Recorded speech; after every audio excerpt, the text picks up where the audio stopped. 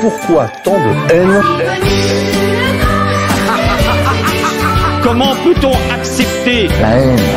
La haine intacte. La vengeance et la haine. Ce n'est pas acceptable. Je vous demande de vous arrêter. Taisez-vous! Pourquoi tant de haine?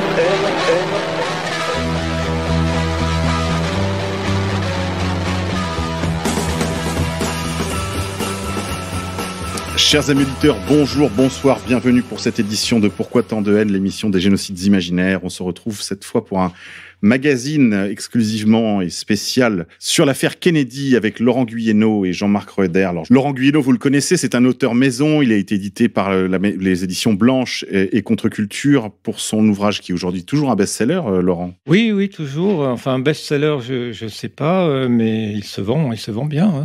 C'est mon best-seller en tout cas. Voilà, JFK 11 septembre.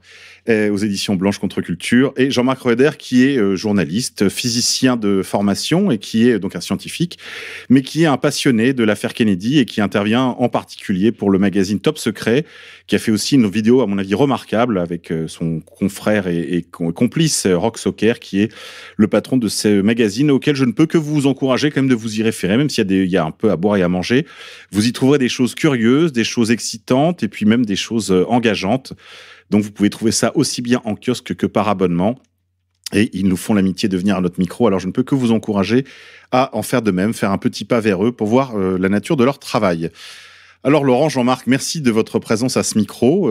Il y a quand même un événement qu'on célèbre un petit peu aujourd'hui. C'est la sortie de votre film, Laurent. Alors, c'est vrai qu'il est déjà sorti il y a quelques semaines, quelques mois. Quelques mois, mais nous n'avons pas eu l'occasion de nous voir depuis lors. Et c'est quand même l'occasion de se retrouver autour de ce film. Est-ce qu'on peut en dire un petit mot avant qu'on rentre vraiment dans le cœur de l'affaire JFK ? Disons que c'est une synthèse, pas au sens célinien, au sens sérieux du terme. J'ai fait le script, c'est pas mon film, c'est le film de l'équipe multimédia d'égalité et réconciliation également, qui a fait un gros travail, un très très beau travail. Moi, si vous voulez, j'ai fait le texte que j'ai lu. Le film dure 1h20 à peu près, je crois. Donc, c'est difficile d'aller, de mettre, on peut pas tout mettre. Donc, j'ai essayé d'aller à l'essentiel en partant, en m'adressant à des gens qui ont déjà des notions sur sur la controverse, disons, qui ont déjà un peu compris qu'il y a quand même un mensonge d'État. Mais comme il y a énormément de thèses diverses et variées, moi, j'ai défendu la piste Israël. Donc, comme le titre l'indique. Voilà, ce qui veut dire que je m'étends pas sur toutes les incohérences de la thèse officielle. Enfin, on les mentionne pour bien quand même. Pour mémoire. Pour mémoire, pour avoir des repères. Par acquis de conscience, de montrer quand même que la thèse officielle est quand même bourrée de trous. Voilà. Et puis surtout, une particularité, c'est que c'est pas sur John Kennedy, mais c'est sur les frères Kennedy. Et d'ailleurs, on envisageait de parler aussi du fils de John Kennedy, mais finalement, on en a fait un petit bonus et puis on n'a pas intégré ça pour pas rallonger trop parce que, enfin voilà, c'est aussi la particularité de ce film, c'est de partir du principe que pour comprendre les deux affaires Kennedy, il faut les mettre en relation. C'est en fait deux aspects d'une même affaire, c'est deux crimes en série en quelque sorte, et quand on les compare, c'est en les comparant justement qu'on arrive à la piste Israël. Et c'est justement d'ailleurs ce qui explique pourquoi c'est très rarement fait. C'est curieux quand on réfléchit, quand on s'intéresse à l'assassinat de John Kennedy, en général, on n'entend pas parler de l'assassinat de son frère. Quand on s'intéresse à l'assassinat de Robert Kennedy, évidemment, on rappelle que son frère est mort et puis on parle éventuellement de la malédiction des Kennedy.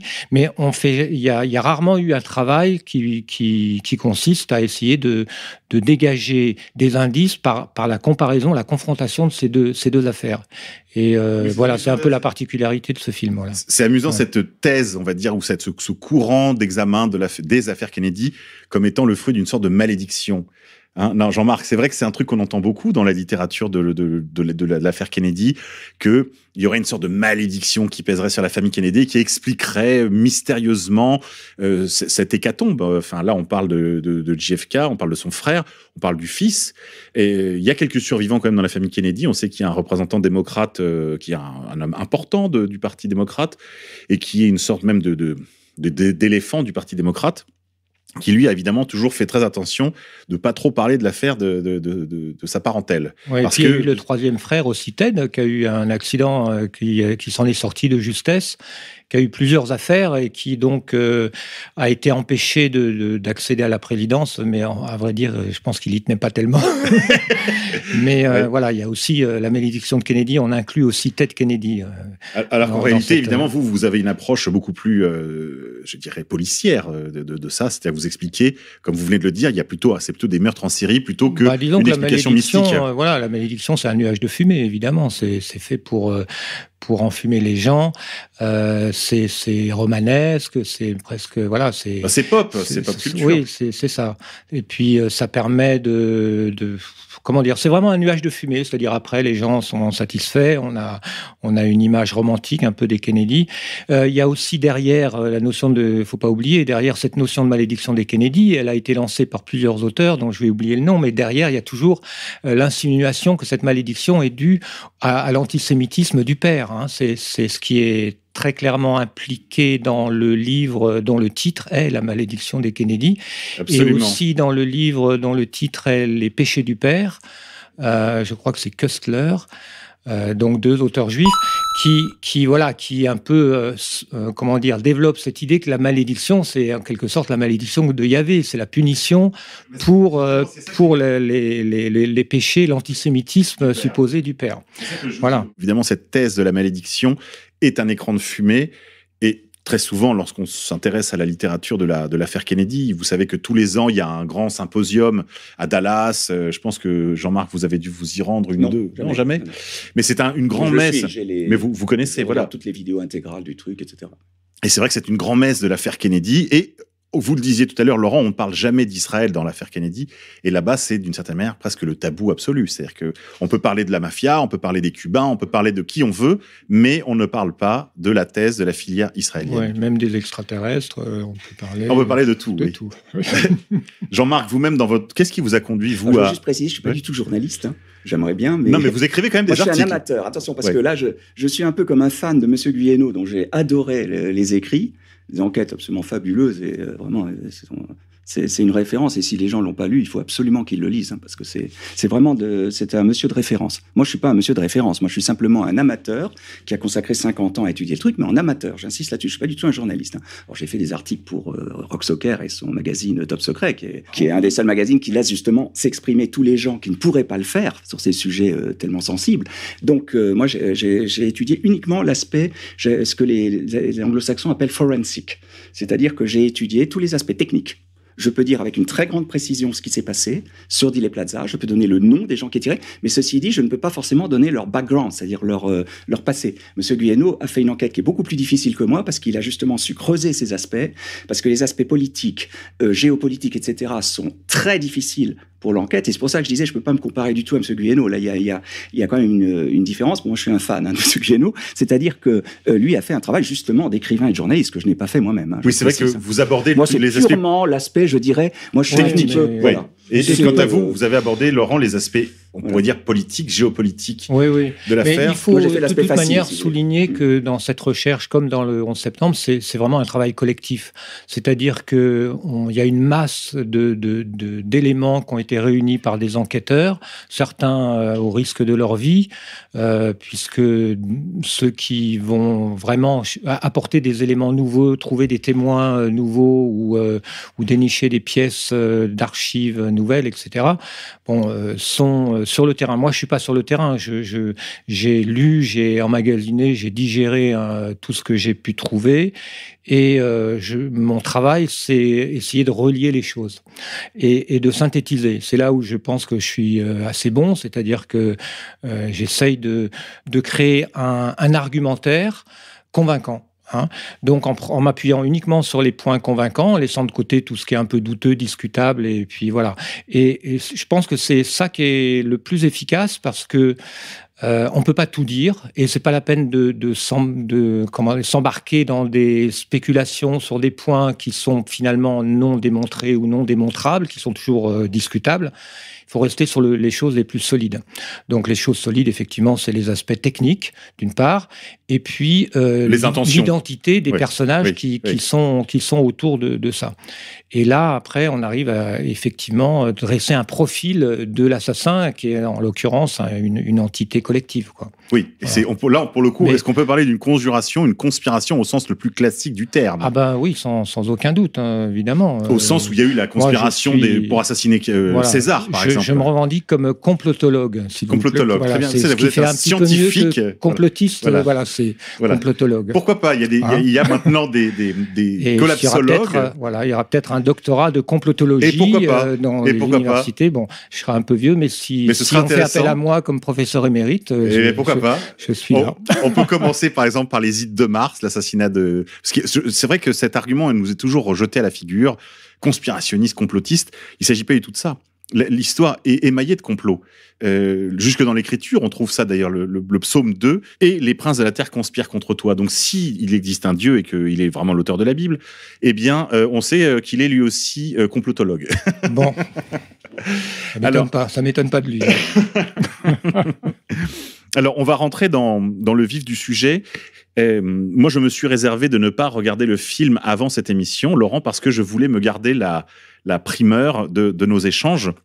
Est-ce que vous pouvez nous dire déjà un petit peu sur le plan des faits, qu'est-ce qu'on peut donner à nos auditeurs pour qu'ils comprennent l'ambiance dans laquelle va se produire cet assassinat? 22 novembre 1963 pour John, voilà, et en juin, c'était quand? Le 18 juin, je crois, 1968, 18, je ne sais plus. Pour Bobby. Pour Bobby, voilà, pour Robert Bobby, voilà. Voilà. Alors les faits, les faits, vous voulez les faits essentiels. Les faits essentiels. Bon, en fait, les faits sur John Kennedy sont assez bien connus. Enfin, la thèse officielle et la controverse est quand même assez largement connue parce que c'est connu et puis c'est frappant. Ça, c'est quand même très troublant, hein, l'affaire de John Kennedy. C'est pour ça que à la fin du film, on débouche un peu sur des réflexions qui sont de l'ordre, on va dire, peut-être de la psychologie collective de l'Amérique, parce que c'est un secret, un mensonge qui travaille vraiment en profondeur la psyché américaine, puisque, je pense les sondages donnent à peu près 75% d'Américains qui ne croient pas à la thèse officielle. Donc, c'est-à-dire que l'Amérique est hantée par ce mensonge qui est tellement évident, tellement flagrant, une fois qu'on a vu, par exemple, le film de Zapruder, qui est un des éléments clés que tout le monde connaît, dans lequel on voit assez clairement la tête de Kennedy projetée vers l'arrière, alors que Oswald est censé être derrière et l'avoir tué d'une balle provenant de derrière. À ça s'ajoutent évidemment les photos des autopsies, enfin toutes les analyses sur l'autopsie qui montrent que l'autopsie qui a été faite à l'hôpital de la Navy près de Washington a été truquée. Les témoignages des docteurs qui ont recueilli le Kennedy mourant à Dallas, je crois qu'il y a une vingtaine de témoignages qui disent qu'il était évident que la balle venait de devant. Il y a l'aspect, comment on va dire, qui relève de la médecine légale, hein. C'est bien, je ne sais pas s'il n'y a pas un autre terme, en anglais on dit... forensic. Oui, forensic evidence, oui. Il y a donc l'aspect balistique qui va avec, d'où viennent les balles, voilà. Ça, c'est les aspects les plus évidents. Et puis à cela s'ajoute évidemment le profil de Lee Harvey Oswald, qui est assez mystérieux et troublant. Et puis, évidemment, le fait que Lee Harvey Oswald, qui a quand même eu le temps, dans un couloir de commissariat, de dire qu'il y était pour rien, qu'il était qu'un pigeon, Patsy, a été éliminé par Jack Ruby. Rubinstein, de son vrai nom. Voilà, Rubinstein, de son vrai nom. Donc, un des éléments qui est intéressant, c'est de constater qu'énormément de choses ont été faites autour de Lee Harvey Oswald, alors que par des gens qui, par ailleurs, disent qu'il y est pour rien. Donc, c'est quelque chose que je souligne. C'est à peu près comme si, pour élucider le 11 septembre, on enquêtait sur Oussama Ben Laden. À partir du moment où il y est pour rien, c'est pas la peine. Vous voulez dire que dans la communauté des chercheurs de vérité autour de la question de JFK, il y a beaucoup de gens qui se sont concentrés... Qui se focalisent sur Lee Harvey Oswald. Pour finalement déboucher à l'idée qu'il n'est pas le coupable. Voilà, et puis déboucher sur des tas d'hypothèses, et qui sont d'ailleurs souvent contestables, parce que Lee Harvey Oswald, on dit qu'il était, on va dire, sous contrat de la CIA, ce qui est faux. Il était en fait un Marine, donc il était déjà la piste CIA, je me suis aperçu... C'est une autre communauté de renseignement, c'est ça que vous voulez dire? Oui, c'est une autre communauté de renseignement. Donc, enfin bref, la thèse de la CIA, ça c'est un des éléments que je défends. Elle est très surévaluée, surestimée par la communauté des chercheurs et ce pour une raison bien simple, c'est qu'elle a été en fait amplifiée et même générée par la grande presse. C'est-à-dire que la thèse que la CIA est impliquée dans l'assassinat de Kennedy, elle a été véhiculée par le New York Times et le Washington Post. Et puis, elle a été même presque officialisée par un certain nombre de commissions gouvernementales.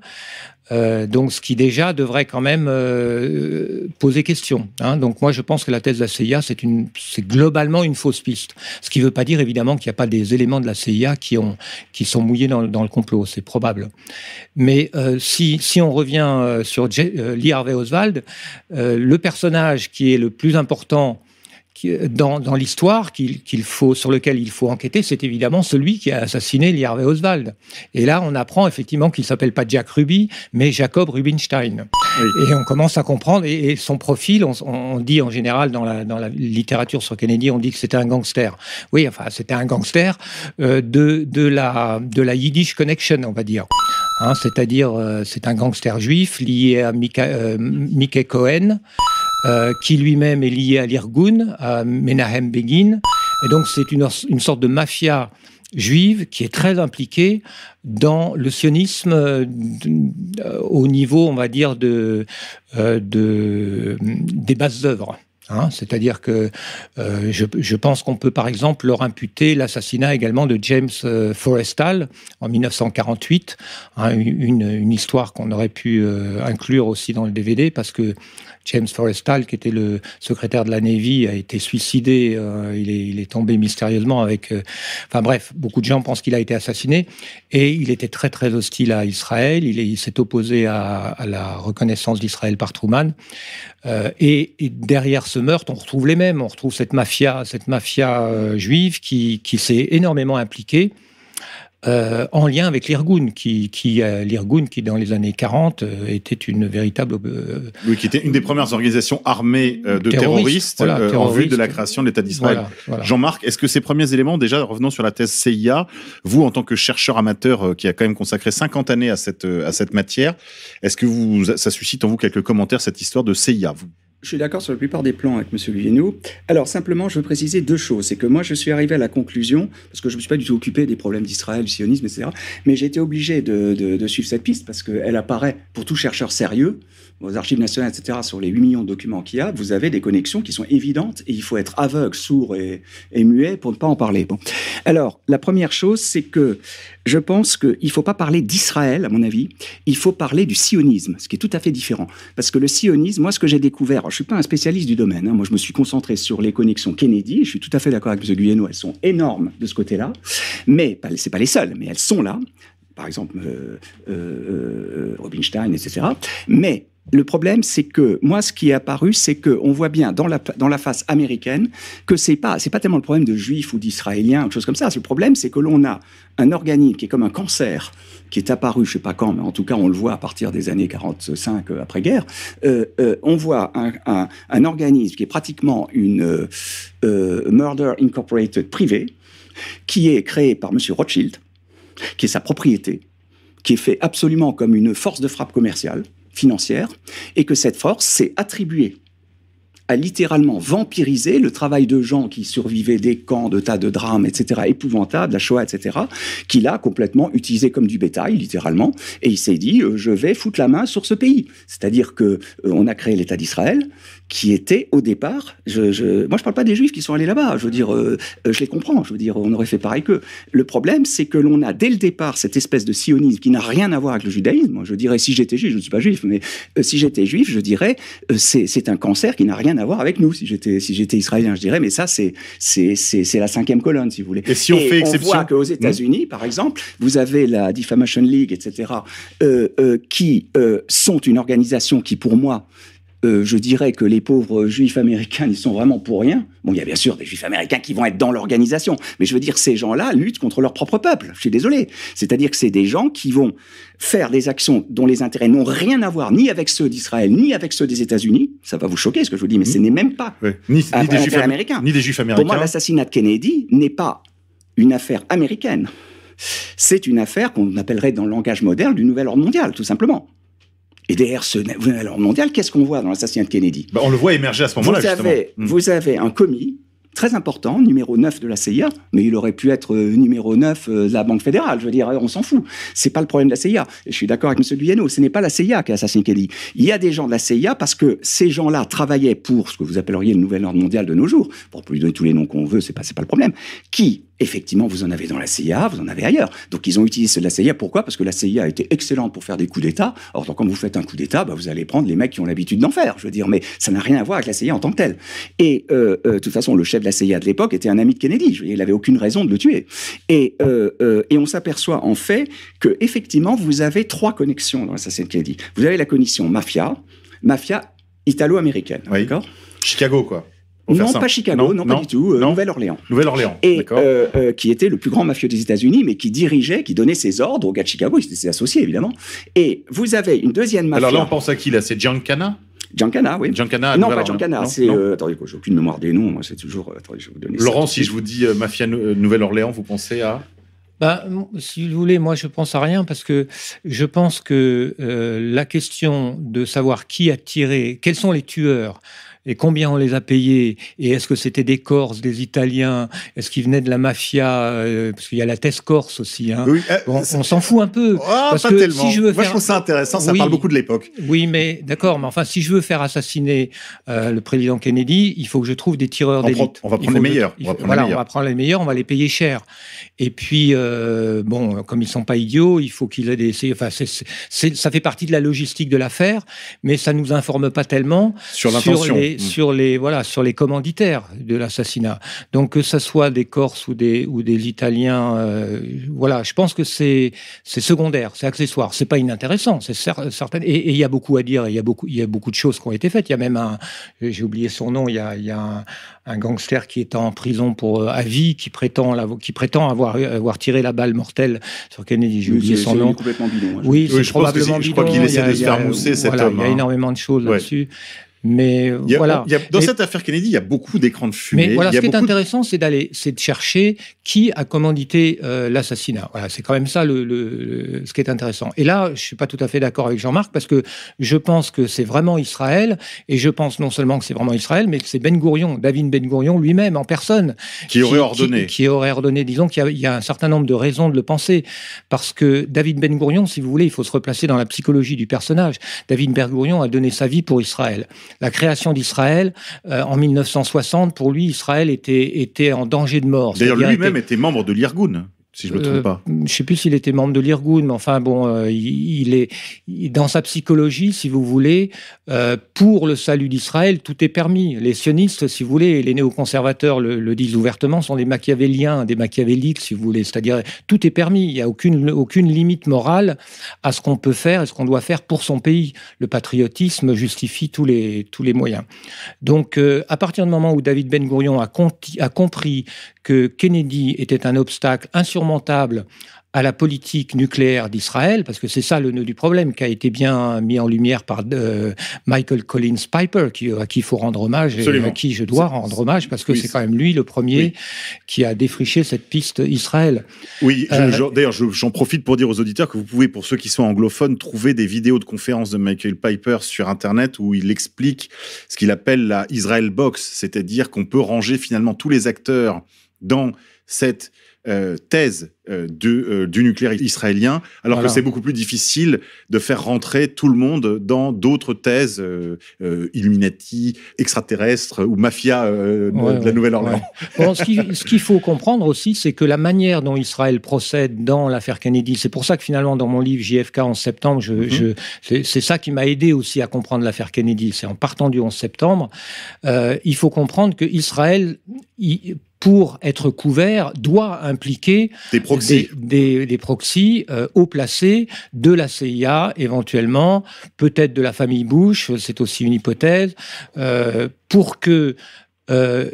pour mettre les États-Unis dans l'impossibilité d'enquêter sur Israël. Alors, on va peut-être faire un tour justement de ces proxys avec Jean-Marc. Qu'est-ce qu'on peut identifier comme groupe d'un collectif d'intérêt qui était mouillé? Alors, on peut dire déjà, on a parlé tout à l'heure de la mafia italo-américaine. Moi, ce que je connais parfaitement, que je peux motiver parfaitement clairement, c'est que je peux donner tous les étages. Moi, j'ai fait ce qu'on fait dans la police, c'est-à-dire je suis l'argent. C'est l'argent qu'il faut suivre toujours. Follow the money. Tout ça coûte cher. Un coup d'État, ça coûte cher. Donc, suivez l'argent. Et l'erreur qu'ont fait beaucoup d'enquêteurs pendant 50 ans, c'est de ne pas suivre la piste de l'argent. Moi, je l'ai suivi. Alors, la piste de l'argent, elle nous amène où? Elle nous amène aux pétroliers texans. Qui financent l'opération, c'est certain. Là, c'est une preuve absolue. Je veux dire, ils ont financé l'opération qui a coûté des centaines de millions de dollars, qui était extrêmement cher. Et c'est eux qui l'ont financé. Donc ce qu'on appelait les trois veuves, c'est-à-dire les plus gros pétroliers, il y avait l'homme le plus riche du monde à l'époque, etc., qui possédaient les trois principales compagnies pétrolières.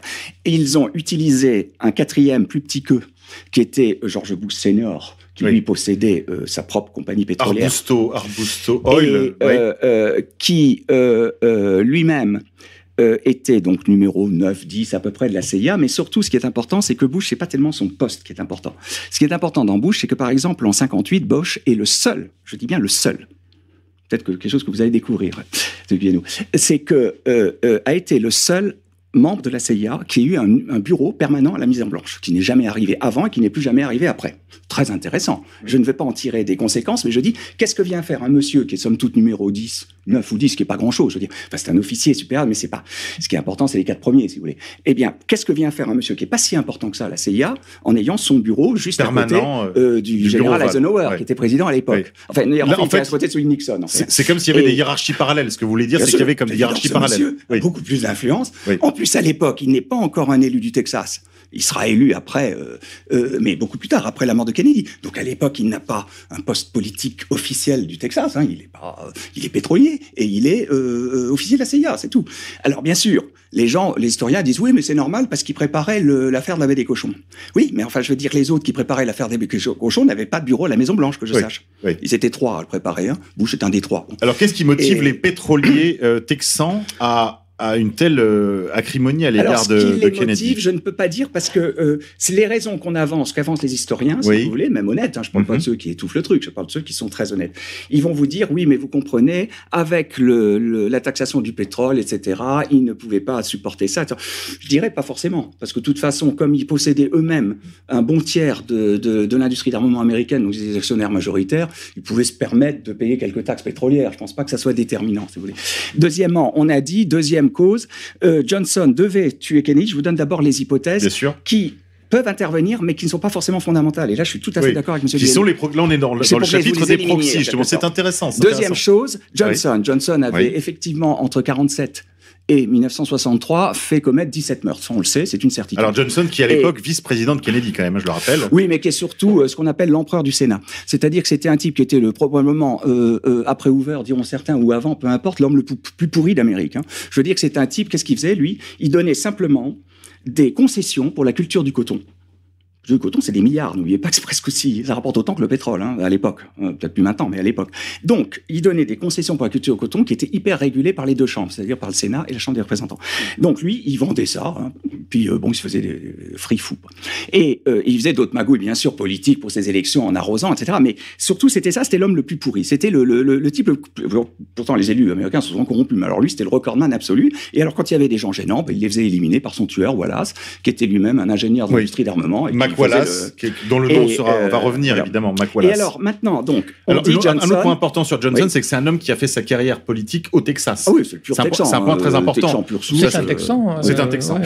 C'est important parce que dans le ticket qui va être composé Kennedy-Johnson, le fait que Johnson représente les démocrates du Sud, donc là, c'est pas la veine Hillary Clinton, hein. Faut se remettre dans... Parce que c'était le Parti démocrate de l'époque, c'est le Parti démocrate, ça était quasiment la façade officielle du Ku Klux Klan dans les États du Sud, hein. Faut se remettre dans l'ambiance de l'époque. Et Johnson représente ce courant démocrate-là aussi, des démocrates du Sud. Oui et non. Alors Johnson, il faut préciser que dans le landerneau démocrate du Texas, c'est un modéré. C'est pas du tout un extrémiste. C'est vrai qu'il est très modéré, mais en revanche, il n'est pas d'extrême droite ou autre. Non, mais il représente quand même les États du Sud. Par contre, les types d'extrême droite, ceux qui tiennent le Texas à l'époque, plus maintenant, mais à l'époque, c'était vraiment des fachos, quoi, pour dire les choses clairement, pour que les gens, je résume, parce que c'est subtil, etc.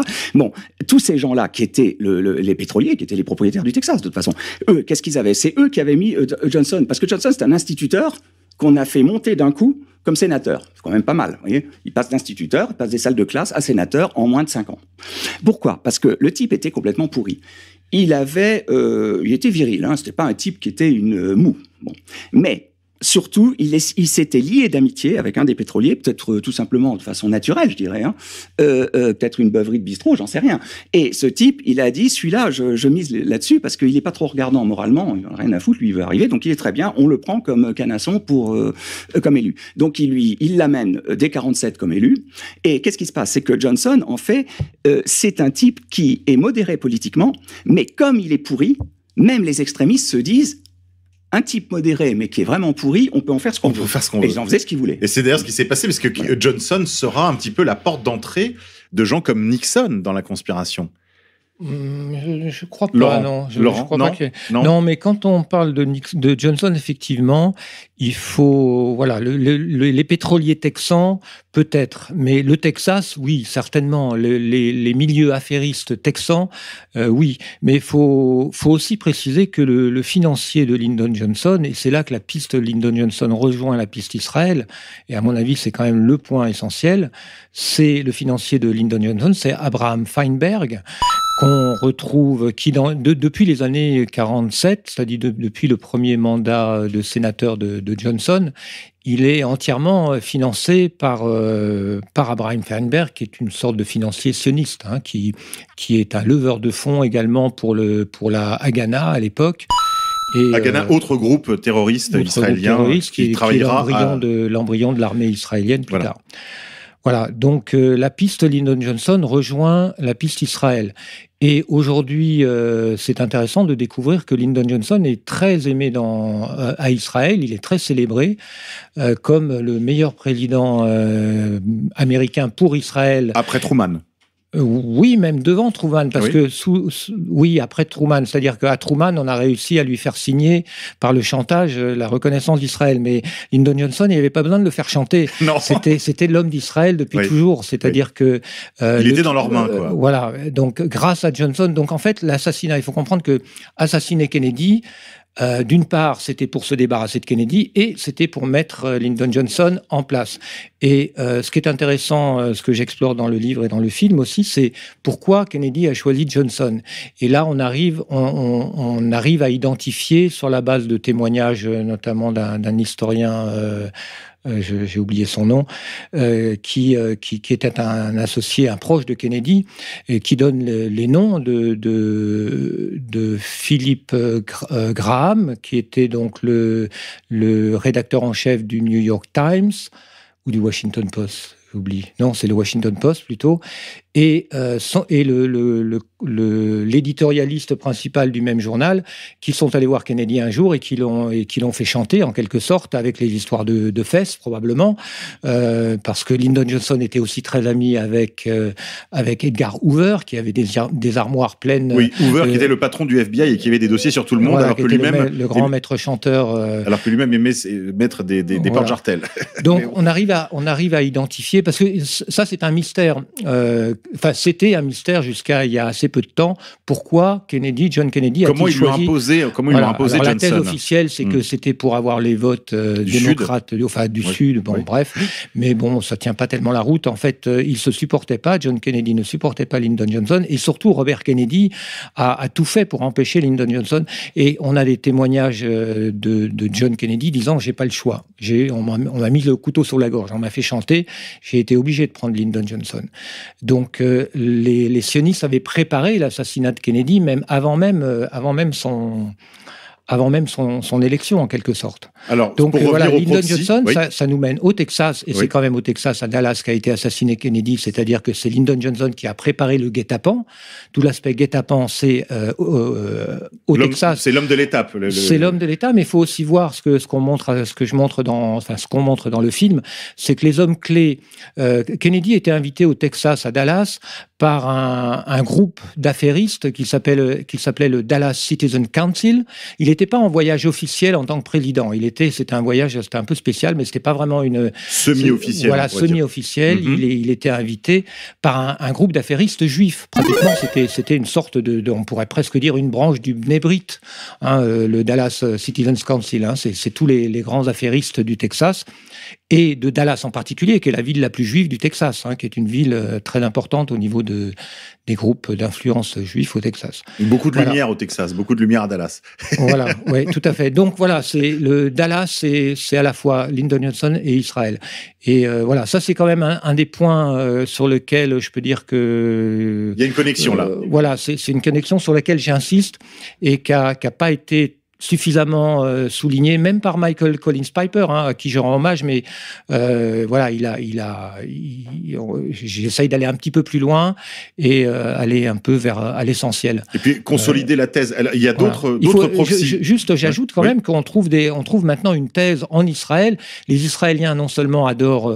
en fait, moi maintenant, si vous voulez, je suis persuadé que les Israéliens intelligents qui lisent le journal Haaretz ou le Jérusalem Post ou des journaux comme ça, et qui lisent les quelques 3 ou 4 best-sellers écrits en anglais sur l'affaire Dimona, ont compris en fait que Israël ou que Ben Gourion a fait assassiner Kennedy. D'ailleurs, c'est tout à fait ce que disait Muammar Kadhafi avant de chuter. Oui. Et je pense que c'est assez connu, ça se dit pas, mais aujourd'hui, ça devient assez c'est tellement plausible, c'est tellement évident lorsqu'on connaît Ben Gourion, lorsqu'on connaît les connexions, on va dire mafieuses, les moyens d'assassiner, les moyens d'assassinat que possédait Israël aux États-Unis, connaissant tout ça, connaissant les connexions israéliennes de Johnson, dont certains pensent qu'il était juif. Vous avez des journaux maintenant israéliens qui disent Lyndon Johnson était juif, un juif secret, un crypto-juif. C'est pas moi qui le dis, ce sont des journaux israéliens.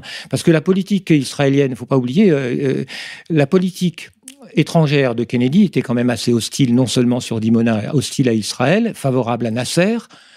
Kennedy était quand même un grand admirateur de Nasser.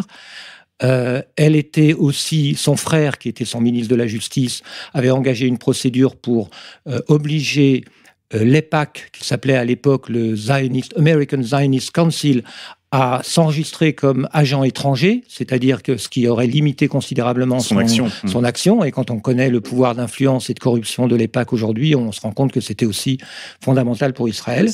Et puis, juste une remarque, c'est que l'histoire de l'EPAC est très importante parce que il faut savoir que le simple fait que Robert Kennedy s'oppose à eux pouvait déjà justifier son assassinat, je précise. Oui, tout à fait. Oui.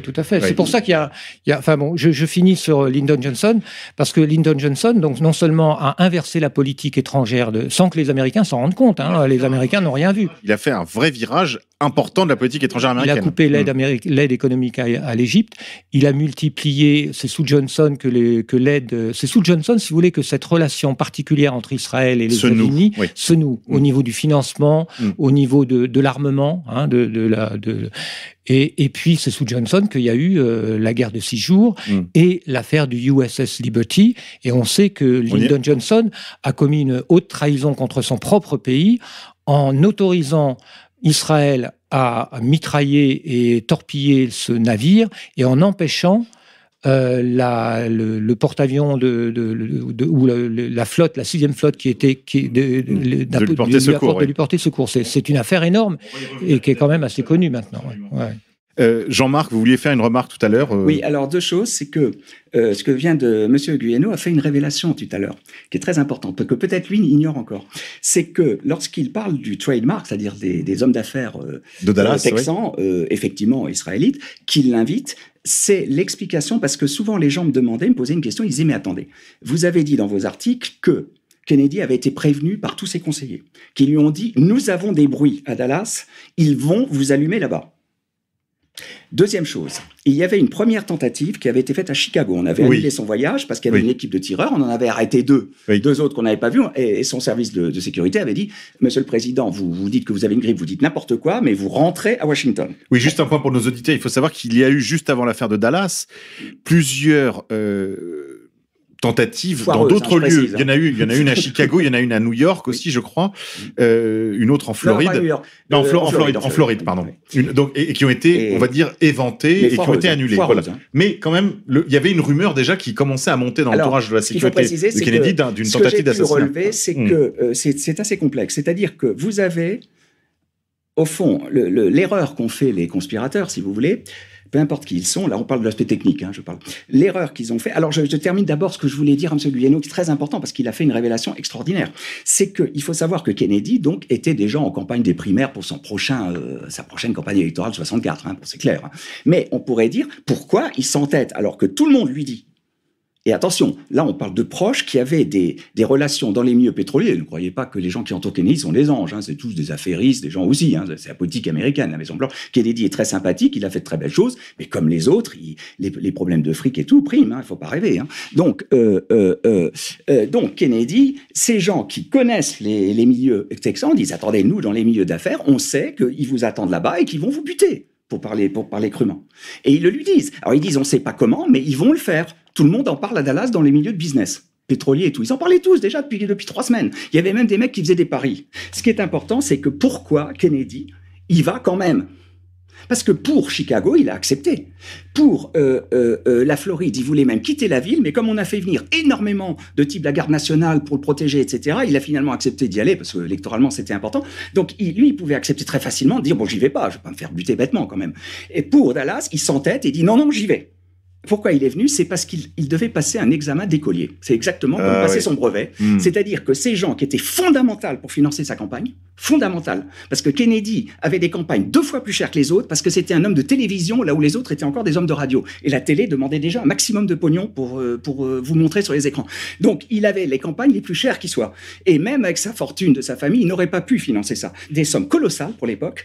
Il savait que sa campagne de 64 serait une des plus chères de l'histoire, probablement la plus chère de l'histoire des États-Unis. Donc, il fallait que des hommes d'affaires très importants soient prêts à lui donner littéralement des sommes colossales. Et il passait un examen. Le trademark, c'est pas du tout pour parler de sa campagne. C'est pour passer un examen devant ces hommes d'affaires. Et en fonction de ce qu'il déclarerait dans au trademark, dans ce repas, en fonction de ça, il savait que ces types diraient on mise sur lui ou non. Moi, je pense que probablement les types attendaient de lui qu'il donne des signaux très positifs sur, par exemple, la politique israélienne pour Israël et des choses comme ça, et d'autres choses probablement qui étaient dans leurs intérêts. Donc là, je pense que il a pris le risque de venir quand même, sachant qu'il y avait un risque, c'était parce que c'était fondamental pour le financement de sa campagne. C'est-à-dire que c'est ces messieurs, comme vous l'avez dit très justement, qui menaient la danse. Oui.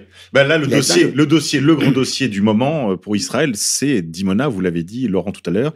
Alors, qu'est-ce que c'est que ce nom un peu mystérieux de Dimona ? Dimona, c'est cette espèce d'installation, d'usine de production. Alors, je connais rien à la physique de la production de bombes atomiques, mais en gros, c'est à Dimona que Israël avait installé un site nucléaire. Un site nucléaire, voilà, tout simplement, en secret. Il est d'ailleurs toujours secret, c'est-à-dire qu'Israël n'a toujours pas admis avoir créé des bombes atomiques, mais on estime qu'ils en ont plusieurs centaines.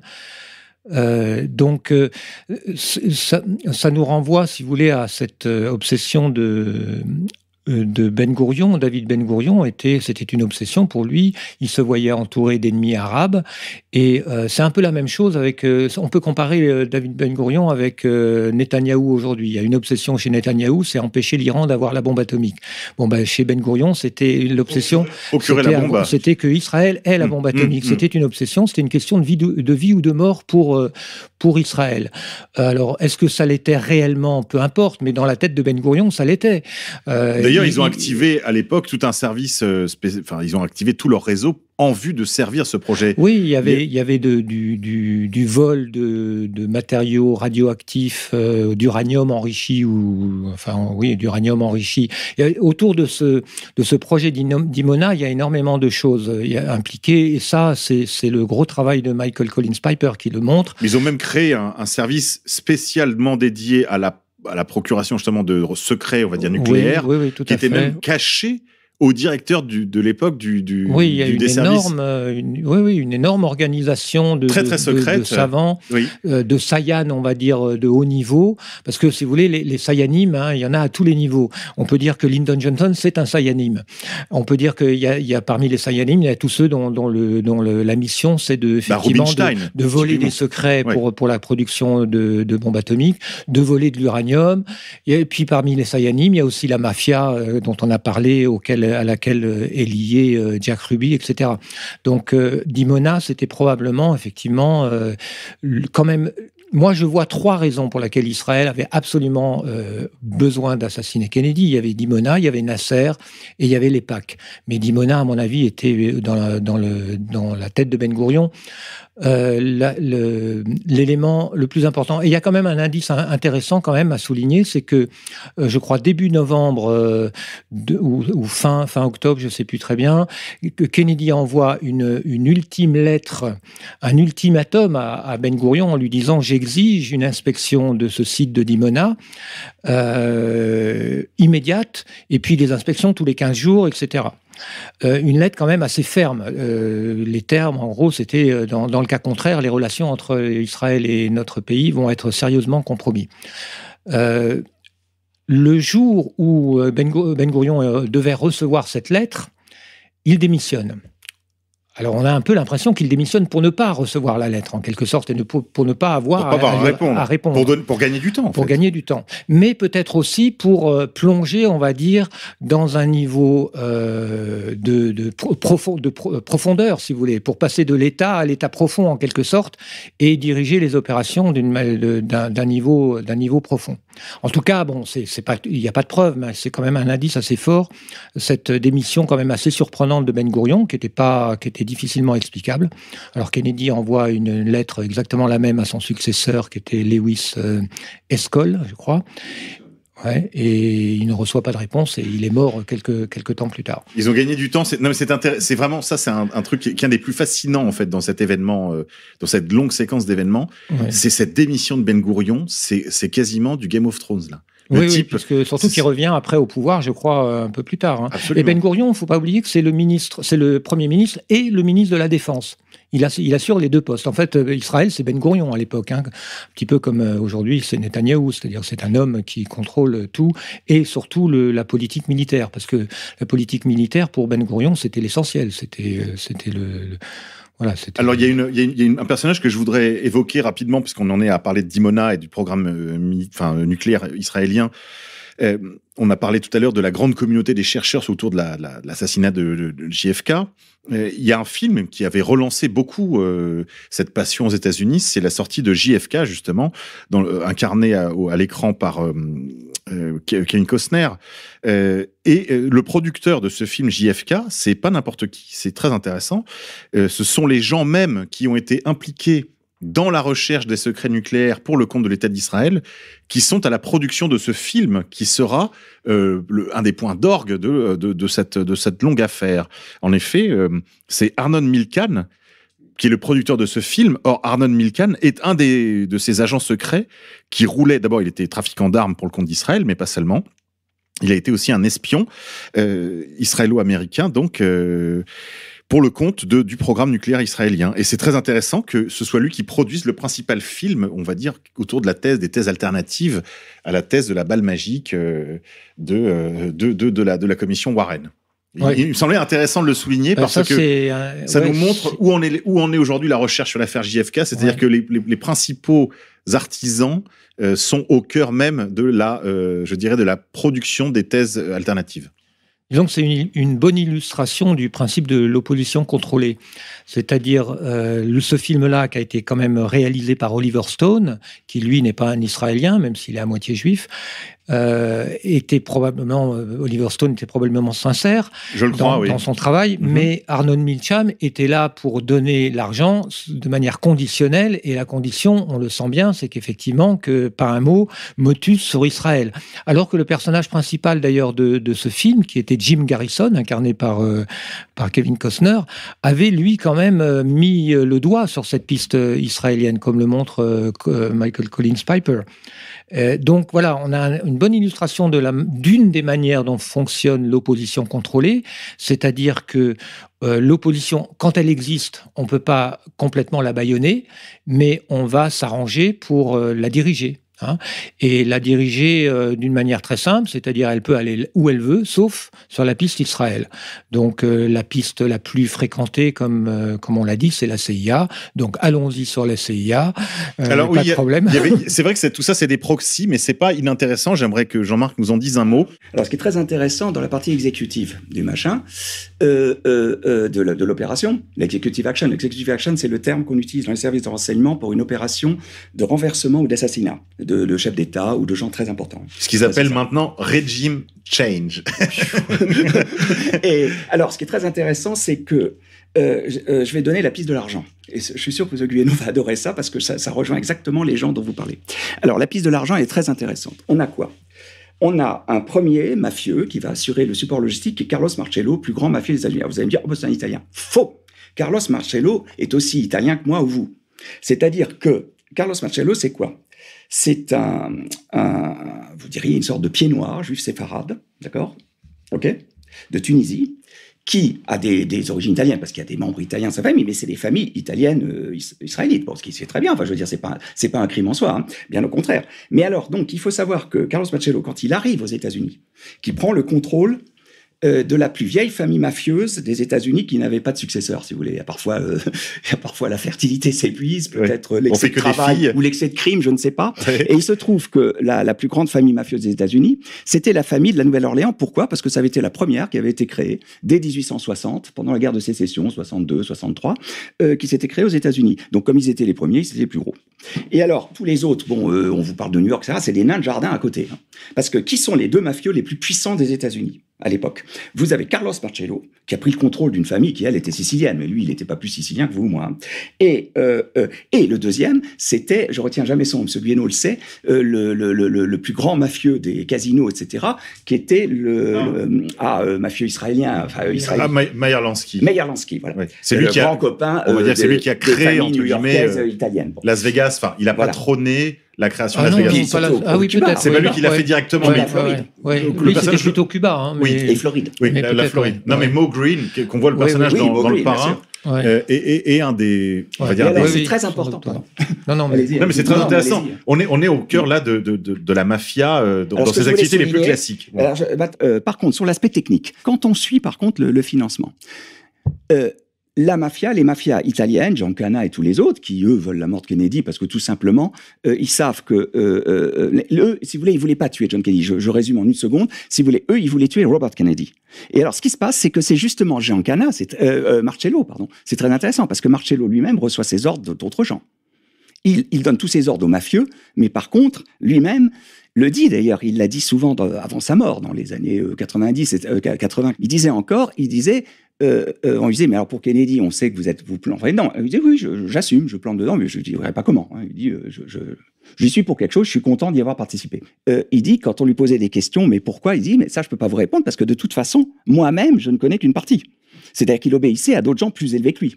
Donc Cliff Carter, qui a été donc l'âme damnée de Johnson jusqu'en 66, eh bien, Cliff Carter lui-même, d'accord, donnait ses ordres à des gens comme Jean Cana. Très intéressant. Oui, ou comme Marcello. Ou Mac Wallace. Donc, Marcello s'oppose à ce que les Italiens assurent le financement. Il s'y oppose. Et il choisit qui? Il choisit un certain John Léon Rubinstein. Alors, qui est John Léon Rubinstein? John Léon Rubinstein, c'est un homme qui mange à 2 râteliers. Il est d'une part un lieutenant à Dallas, on appelle ça des lieutenants dans la mafia, c'est-à-dire un officier, si vous voulez, de la mafia, et il représente les intérêts de Marcello à Dallas. Alors, on me dirait, bon, bah, c'est clair, donc c'est un mafieux qui certes, n'est pas italien, mais qui travaille pour eux. Parfois, ils avaient des noms italiens qui pouvaient être lieutenants de mafieux, parfois. Mais non, parce que ce qui est intéressant, c'est qu'on s'aperçoit que certes, l'établissement qu'il tient en association avec un autre monsieur qui, lui, est tenu par Marcello, avec des danseuses nues, etc., Carousel Club, certes, ça, c'est Marcello. Par contre, on s'aperçoit que monsieur Rubinstein a d'énormes intérêts à Dallas, qui, eux, n'ont rien à voir avec la mafia. Enfin, la mafia italienne, si vous voulez. Donc, Marcello. Marcello dit, ça n'est pas les mafieux qui vont avoir l'argent en main et qui vont... l'argent sera géré par monsieur Rubinstein. Et là, je rejoins tout à fait monsieur Guyeno, c'est-à-dire que là, on a quelque part des puppet masters, c'est-à-dire des gens qui tiennent les ficelles, qui sont derrière Jack Ruby, ouais. Mais qui n'ont rien à voir avec la mafia italienne. La mafia italienne, elle a fourni juste le support logistique. En gros, ils fournissaient les flingues, ils fournissaient le matériel nécessaire pour les tireurs cubains d'élite et les tireurs texans. Bon, il se trouvait que les tireurs texans appartenaient à la CIA, mais ils auraient très bien pu aussi travailler pour des mafieux. Je veux dire, c'est pas... Je sais pas si vous connaissez cet auteur, messieurs, qui s'appelle Roderick Mackenzie, qui a écrit un livre qui s'appelle Men That Didn't Fit In, donc les hommes qui ne cadraient pas, et qui en fait a été un témoin assez direct de tout cela. Et il a eu la chance, contrairement à beaucoup d'autres témoins, parce qu'il faut savoir que c'est une affaire qui est émaillée de témoins qui ont vu pas grand-chose et qui sont tous morts qui des accidents de voiture, qui des suicides à 2 balles, des overdoses, enfin toutes sortes de morts. On sait que l'affaire Kennedy est émaillée de témoins morts de morts suspectes. Bon.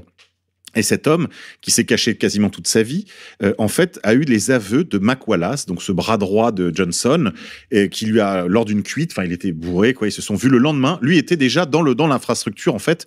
Il s'occupait d'une safe house, donc d'une des maisons de sécurité, dans lesquelles ils ont caché des équipes de tueurs. Eh bien, cet homme raconte, il donne les noms de tout le monde, des acteurs, des tireurs, des patrons, des chefs d'équipe, et même des commanditaires. Alors, pas des commanditaires finaux qui ont intéressé Laurent dans son travail, on va dire les commanditaires intermédiaires, les Rubinstein et autres. Et il parle en particulier d'une soirée qui se serait passée la veille de l'exécution de Kennedy, sur Dealey Plaza, à laquelle assistaient, entre autres, des membres de l'équipe de Nixon. Donc, on avait à la fois les Johnson, les Nixon, et puis tous ces proxys dont on a parlé, et qui ont, c'est vrai, longtemps été un écran de fumée entre le public et la réalité de l'affaire Kennedy que vous avez élucidé tout à l'heure pour nous, Laurent. Mais il y a d'autres proxys dont je voudrais qu'on dise un mot quand même. Ce sont les Cubains et ce qu'on pourrait appeler l'extrême droite américaine. Est-ce qu'on peut dire un mot de ça, Jean-Marc? Alors, il faut savoir une chose, c'est que pourquoi est-ce qu'on prend des Cubains? Pourquoi c'est pas le meilleur choix. Parce que c'est des gens qui sont des gens qui croient à leur cause. Ils défendent le Cuba contre le communisme, etc. Ils sont sincères. On peut les détester ou les adorer, mais ils sont sincères. C'est des gens, je dirais, des gens droits. C'est pas, même s'ils ont peut-être fait des mauvais choix, je ne peux pas juger, moi. Mais, parce que bon, la dictature cubaine, pour moi, je dirais, la dictature de Batista était une horreur, celle d'après était tout autant une horreur. Je dirais, les deux, finalement, sont sanguinaires, que ce soit Castro ou Batista. L'un avait en levant le poing fermé, l'autre, peut-être Batista, en levant la main ouverte, je veux dire. Donc, pour moi, c'est bonnet blanc, blanc bonnet. Mais, Donc, ces Cubains d'extrême droite qui luttent pour récupérer leur île, je peux les comprendre, à la limite. Bon. Et de même que je comprenais ceux qui suivaient Castro pour libérer leur île aussi. Hein. Je veux dire, je rentre pas là-dedans. Et c'est pas le problème, ça n'a rien à voir. Ce qui est important, c'est pourquoi on prend des Cubains. Parce que Kennedy prépare, enfin c'est Robert Kennedy qui en est chargé. Hein. Robert Kennedy prépare une opération. Alors ça, c'est pas les opérations multi-bidons de la CIA, c'est une opération John, c'est-à-dire Jack et Robert, c'est-à-dire les deux frères, avec l'aide de Maxwell Taylor, le chef suprême de l'armée américaine. Le General Chief of Staff. Et alors, qu'est-ce qu'il prépare? Il prépare une opération depuis 1962. Cette opération consiste à préparer un débarquement qui sera fait par des pays sud-américains pour éviter une guerre nucléaire. Et les Américains arrivent derrière, comme par hasard, ils disent « Oh, les Sud-Américains ont pris Cuba, bah, on va aller les aider. » Pourquoi? Parce que Khrouchtchev, après l'affaire des missiles de Cuba, avait dit « Si jamais vous essayez de renverser Castro, je déclenche une attaque nucléaire sur les États-Unis. » Et c'était sérieux, Khrouchtchev était cinglé. D'accord ? Il ne faut pas oublier qu'il n'était pas très normal, ce type. Et il l'aurait fait. Et Kennedy savait qu'il l'aurait fait. Donc le problème, c'est comment renverser Castro. On ne peut plus laisser faire la CIA avec leurs conneries. Parce que là, c'est la guerre garantie. Ils avaient raté l'opération de la baie des cochons. C'était foireux, c'était complètement foireux. Peu importe la baie des cochons, de toute façon, c'est une des multiples opérations foireuses de la CIA. De toute façon, la CIA, 90% de ce qu'ils font est foireux. Alors, donc, le problème, eux, ils prennent les choses en main. Kennedy, qui était un anticommuniste convaincu, contrairement à ce que croient beaucoup de gens, il était férocement anticommuniste. Et il avait dit à son frère, tu vas me monter un truc correct. Et ils ont monté ça. Alors, qu'est-ce qu'on faisait? On débarquait, c'était 64, c'était prévu. On débarquait avec des commandos, des gens d'Argentine, du Chili, de pays comme ça, qui étaient une sorte d'union sud-américaine, qui faisait un débarquement. On dit, bah, t'es l'américain, probablement des pilotes américains qui les appuient, hein, faut pas se faire d'illusions. Mais enfin, officiellement, c'est pas les Américains. Puis après, on prenait Cuba. Et alors, cette opération, qui s'appelait Homeworld, était tellement dangereuse à cause du risque de guerre nucléaire, qui était réel, que les conspirateurs, peu importe qui ils sont, or là, je dirais que pour avoir cette idée, la façon dont ils l'ont fait, je serais assez sur la piste de M. Guyeno, parce que ça, c'est des raisonnements de joueurs d'échecs à 60 coups à l'avance. Qu'est-ce qu'ils ont fait? C'est absolument génial et très simple. Ils ont dit, voilà, si l'on assassine le président des États-Unis, alors d'abord, ils ont dit aux mafieux et aux autres, vous n'assassinez pas Robert Kennedy, parce que... Et alors, Marcello a prononcé une phrase extraordinaire. Il a dit, je vais vous citer un proverbe, qui dit, si vous coupez la queue d'un chien, d'accord, il pourra continuer à vous mordre. Si vous lui coupez la tête, non seulement il ne remuera plus la queue, mais il ne vous mordra plus. Donc, il a dit aux gars, aux mafieux qui voulaient tuer Kennedy depuis 3 ans, il avait dit, vous ne touchez pas à Robert Kennedy, parce que si vous le tuez, son frère va se venger. Et le président des États-Unis, il a tous les moyens. Donc, il a dit, si vous voulez vraiment faire un coup, vous laissez faire les gens sérieux, c'est pas nous, vous laissez faire les gens sérieux, lesquels, c'est M. Guino qui vous répondra, c'est pas moi, et vous laissez faire ces gens sérieux, et eux, ils vous disent, d'accord, c'est très intéressant. On va vous mettre là-dedans, vous allez fournir des armements, des choses de base que vous savez faire comme mafieux. C'est très intéressant. C'est-à-dire que si un coup avait dû être fait par la mafia italienne, ça aurait été plutôt un coup plus modeste. C'est la mafia, c'était foutu. Est-ce que vous pensez, Laurent, que la mafia avait les moyens de faire cette opération? Le problème de la mafia, c'est ça. On peut acheter des tireurs et puis les payer grassement, et ils vont vous faire le boulot correctement. Mais ont-ils les moyens de museler les médias pendant 50 ans? Ont-ils les moyens? La mafia a-t-elle les moyens? C'est ça la grande question. C'est qui a les moyens d'imposer cette censure sur tous les grands médias, d'empêcher le gouvernement, toutes les instances gouvernementales des États-Unis de les empêcher d'enquêter sérieusement pendant 50 ans.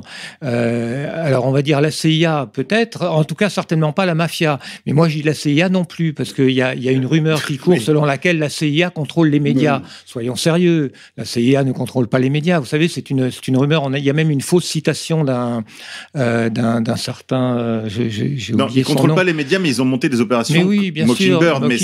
Mais par contre, c'est pas contrôler les médias. Ça, ils ont contrôlé les médias, infiltré. On sait très bien qui possède les médias. On sait très bien qui possède les médias, qui contrôle les médias, voilà. Donc, si vous voulez, ça, c'est une bonne illustration de cette dialectique CIA, mafia, CIA, pour ne pas dire clairement qui possède réellement les médias aux États-Unis. Mais sur les Cubains, je pense qu'il faut quand même clarifier une chose très simple, c'est que effectivement, il y a, je crois, pas loin d'1 million de Cubains en Floride à l'époque. Il y a une énorme communauté cubaine qui a fui la révolution de Castro, ils ont été dépossédés par Castro de toutes leurs affaires, de tous leurs casinos et autres. Ils n'ont qu'une obsession, c'est de reprendre Cuba, et ils comptaient sur l'opération de la baie des Cochons que Kennedy a fait échouer. Enfin, Kennedy a refusé de se faire rouler par Alan Dulles, qui l'avait embarqué là-dedans en lui disant « Vous inquiétez pas, les Cubains vont se révolter contre Castro, on n'aura rien à faire ». Kennedy, c'était en 61, hein, il venait à peine d'être installé à la Maison-Blanche, il a cru Alan Dulles, et il a compris après qu'on lui avait tendu un piège, que la CIA savait très bien que les Cubains ne se révolteraient pas contre Castro et qu'il faudrait que les États-Unis appuient l'opération avec les Marines. Il a refusé d'envoyer les Marines, et il a viré Allen Dulles par la suite. Et ça a été vécu comme une trahison, ça. Voilà, donc les Cubains de Floride, effectivement, avaient un très fort ressentiment, même si après, Kennedy a fait beaucoup d'efforts pour racheter à Castro. Hein, il a quand même payé des rançons énormes pour faire libérer ceux qui avaient été faits prisonniers. Il y a eu, je ne sais pas combien quelques milliers de morts, mais il y a eu surtout plusieurs milliers de prisonniers que Castro a fait libérer contre du grain, enfin des machines-outils ou des tas de trucs. Oui. Donc Kennedy a quand même fait libérer, il a été jusqu'au bout du truc. Voilà, il était jusqu'au bout du truc, mais enfin, il est certain que c'était pas difficile d'engager, d'enrôler des Cubains de Floride dans cette affaire contre Kennedy. C'était pas difficile.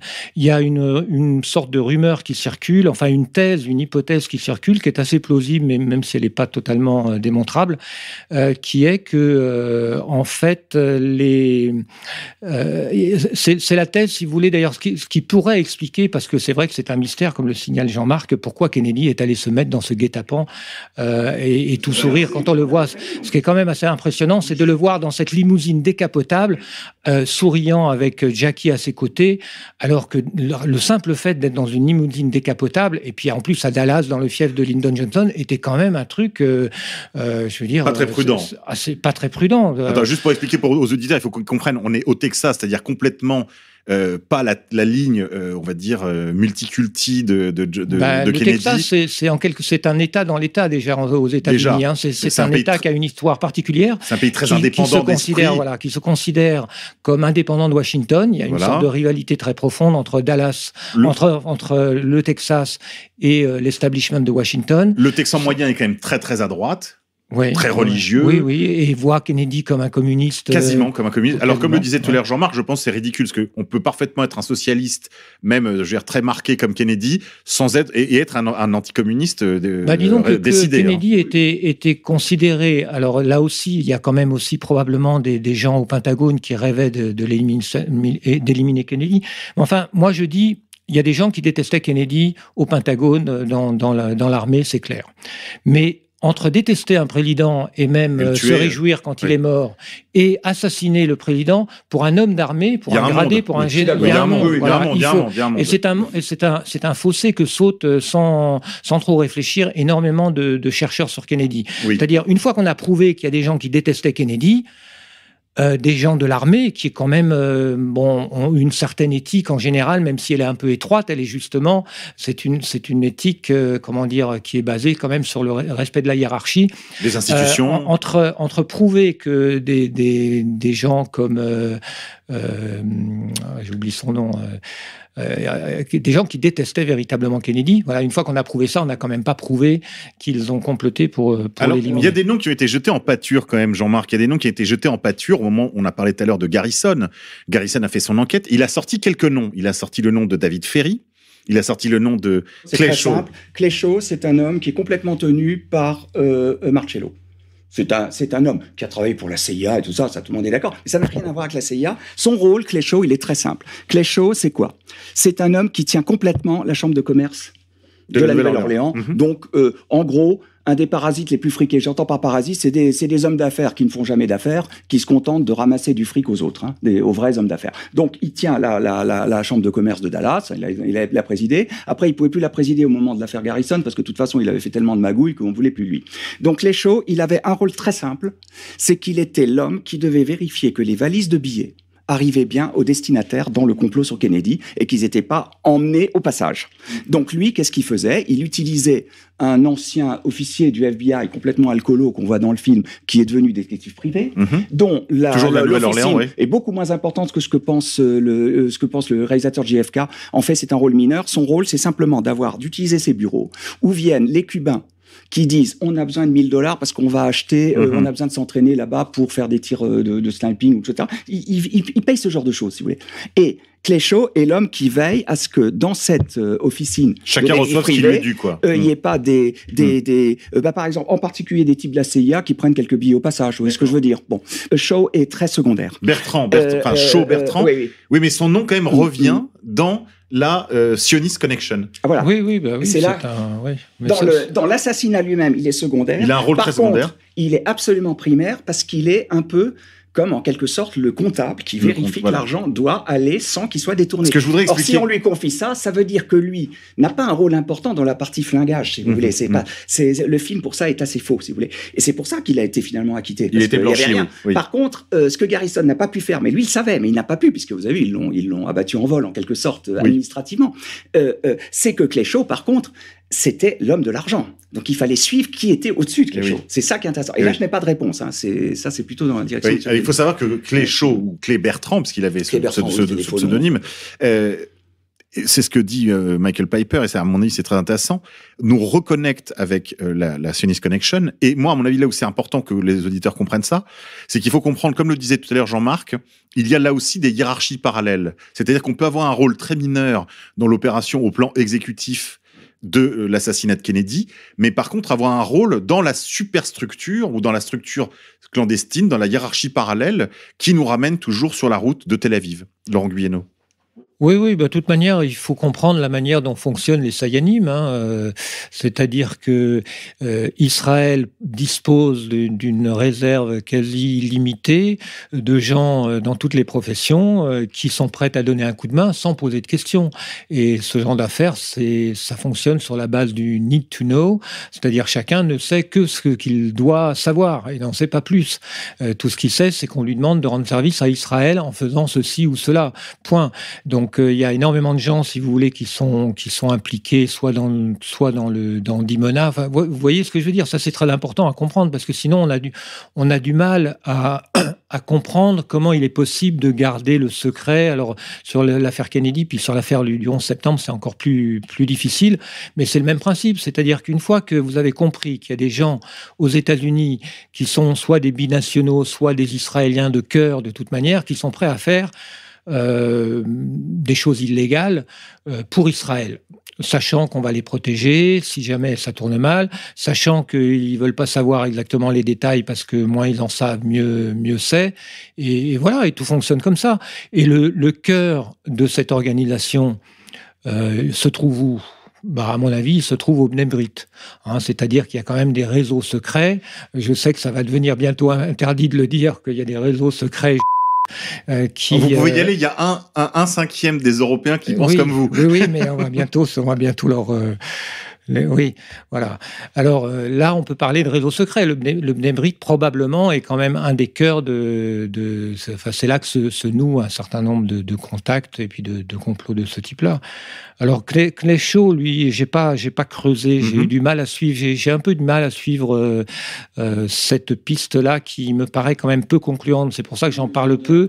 Mais c'est vrai que il était impliqué avec la société Permindex, je crois. Oui, absolument, Permindex, qui était impliqué dans le... Qui était en fait une sorte de prête-nom, on peut dire, une société alors là, je peux répondre, puisque j'ai tracé ça, j'ai passé 14 ans à tracer Permindex. Je vous en prie, alors, Jean-Marc. Pour Permindex, c'est assez simple, là je peux répondre tout de suite. Permindex, attention, quand vous allez sur des sites sérieux sur Kennedy, on va vous dire Permindex c'est le sommet de la pyramide, c'est complètement faux. Permindex, c'est simplement un organisme intermédiaire de blanchiment.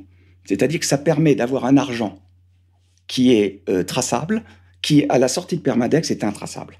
Alors, comment on le sait? Parce que Permindex a opéré, alors c'est très intéressant, Permindex opère en Europe dans le cadre dans les années 50-60, jusqu'en 61, à peu près 62. Après, ils ont interdit en Europe, donc ils se réfugient au Canada, où le Canada, pour une raison que j'ignore, les accueille à bras ouverts et dit, vous pouvez ouvrir vos bureaux là. Alors, Permadex, qui est dans Permadex? C'est très intéressant. On a quoi? On a bien sûr nos chers pétroliers texans. On a Marcello, qui siège dans le conseil d'administration de Permadex. Très intéressant comme ça. Bon. Et pas en tant que mafieux, évidemment, puisque les mafieux n'en ont rien à foutre dans Permadex, évidemment. Mais lui, il le siège en tant qu'homme d'affaires. Et ils savent que c'est un mafieux. Et qu'est-ce qu'on a derrière? On a, dans Permadex, on a aussi toute une équipe de gens européens, que je n'ai pas pu tracer, d'ailleurs, je dois être honnête, qui, eux-mêmes, était la branche de Permadex quand elle était en Italie. Absolument. Je vais vous faire la connexion, parce que ça, je l'ai fait. Finançait, c'est très intéressant, elle finançait quoi? Et oui, elle finançait des opérations liées à la guerre d'Algérie, des guerres de décolonisation. Absolument. Des connexions énormes.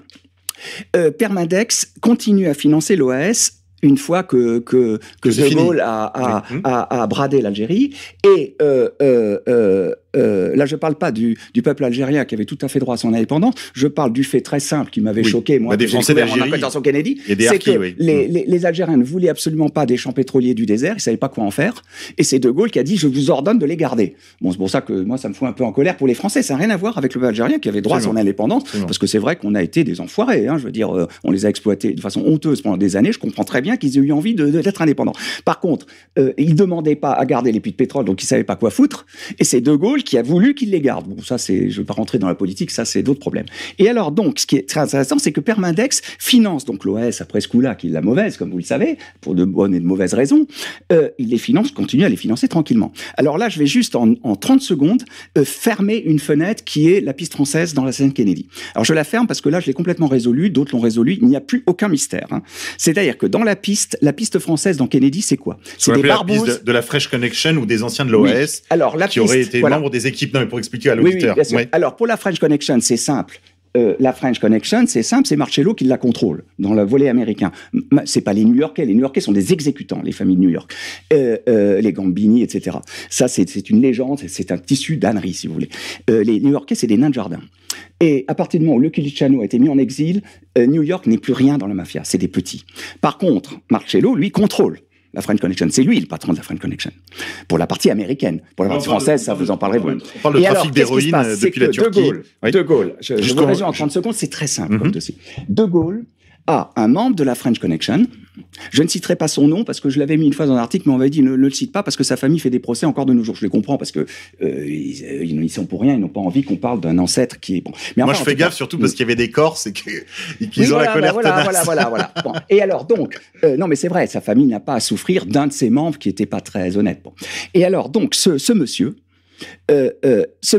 avait en quelque sorte une sorte de, comment dirais-je, de patience de Gaulle parce qu'il avait été quelqu'un de bien dans la résistance. Il y a eu des truands qui ont été bien dans la résistance, d'autres qui ont été pas bien. Lui, il était dans ceux qui avaient été bien.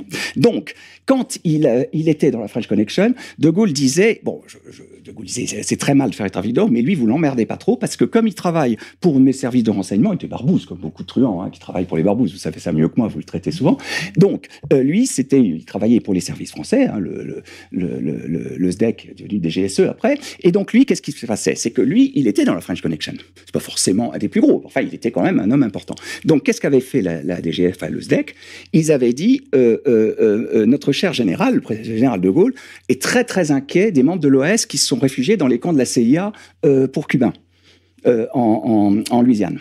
Donc, et il y avait plein de mecs de l'OAS qui s'étaient réfugiés là-bas, parce que sinon ils se faisaient abattre par les barbouzes de Gaulle, tout simplement. Donc on comprend que les gars, ils préféraient les marais à nos belles collines françaises, parce qu'au moins là, ils pouvaient rester en vie, s'ils se faisaient pas bouffer par les crocos à l'entraînement. Et alors, la CIA les utilisait, ils adorent ce genre de gens qui flingués, les soldats perdus, oui. Voilà. Et alors, donc, qu'est-ce qui s'est passé? C'est que De Gaulle avait dit, moi je me méfie de ces mecs, parce que comme je sais qu'ils veulent me flinguer, le problème, c'est que ceux qui sont aux États-Unis, avec l'aide de la CIA, ils pourraient peut-être un jour y réussir. Ils se méfiaient quand même. Bon. Et alors, donc, il avait envoyé le mec de la French Connection. Il lui avait dit, écoute, enfin pas lui, mais enfin, on lui avait fait dire que le général de Gaulle ne l'emmerderait pas s'il fournissait des renseignements sur ces mecs de l'OAS. Donc, qu'est-ce que faisait lui? Comme il était dans la French Connection, que la French Connection utilisait aussi les Cubains. Enfin, tout ce monde travaillait ensemble. C'était on parle de French Connection, c'était beaucoup Corsican Connection quand même. Oui, c'est des mafias corses, et du Midi, enfin. Corso marseillais, donc, voilà. Et qui travaillaient main dans la main avec les Italiens, puisqu'ils sont au fond, c'est des cousins, si vous voulez. Et alors, donc, lui, auprès de Marcello, il avait appris l'histoire de Kennedy. Parce que dans les repas, dans la villa de Marcello, à la Nouvelle-Orléans, on parlait de ça très ouvertement.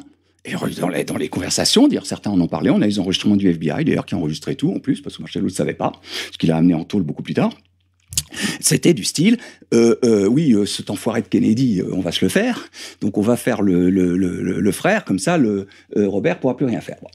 Et en même temps, il disait, mais de toute façon, c'est pas nous qui ferons le coup, en plus, parce qu'ils sont tellement cons, les mecs qui vont le faire, c'est qu'ils nous demandent juste, nous, de fournir du logistique, et c'est eux qui vont foutre leurs tireurs, leurs mecs là-bas, donc c'est très bon. Et eux gagner du fric en plus dans l'affaire. Très bien, pour les mafieux, c'est parfait. Et alors donc, qu'est-ce qui se passe? C'est que ces Français, le type se fait passer pour un officier français perdu, ce faux nom, pour pouvoir, en quelque sorte, circuler tranquillement dans ces milieux assez interlopes. Ouais.